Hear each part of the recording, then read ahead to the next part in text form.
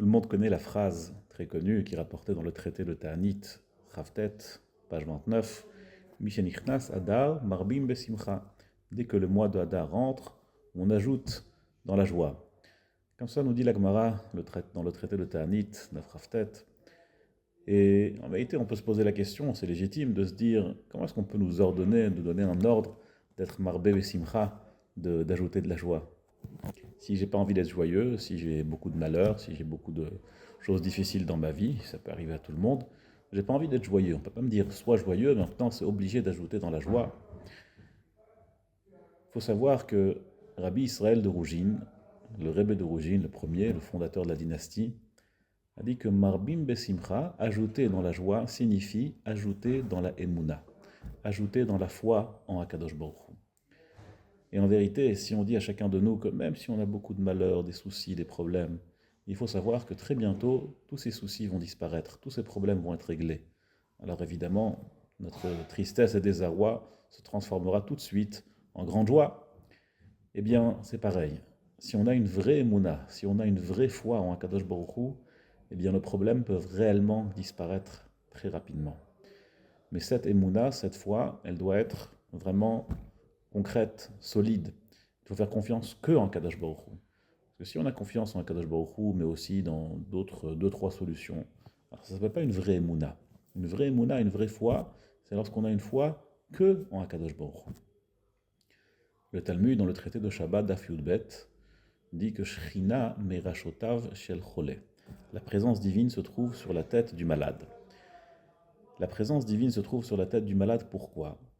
Parce que le malade, quelqu'un qui est vraiment malade et à qui les médecins ne peuvent plus aider, il a confiance que en Kadosh Baruch Hu, que en Hachem. Il n'a plus confiance en personne d'autre.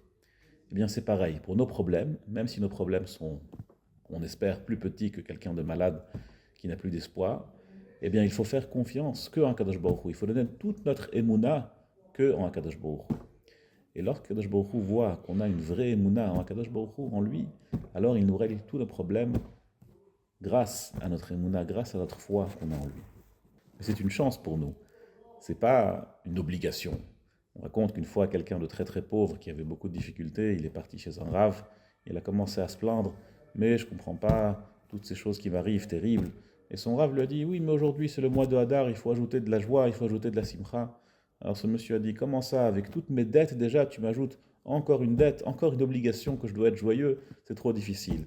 Ça ne doit pas être comme ça. On ne doit pas avoir un joug d'être joyeux. C'est une opportunité, c'est quelque chose qui est en notre faveur. On peut être joyeux parce qu'on a un Père qui se trouve dans le ciel et dans toute l'existence, sur nos têtes. Lorsqu'on a un vrai malheur, lorsqu'on a une vraie difficulté, et on peut tout demander à Kadosh Baruch Hu peut exaucer toutes nos demandes. Il faut savoir qu'aujourd'hui, Rosh Chodesh Adar, et aussi demain Shabbat, c'est un moment où les portes du ciel sont ouvertes, en particulier Parashat Shkalim, c'est aussi un moment très particulier où toutes les portes du ciel sont ouvertes. Ça vaut le coup de prier pour nous, de prier pour tout le Klal Israël. C'est un grand moment, une grande opportunité pour nous.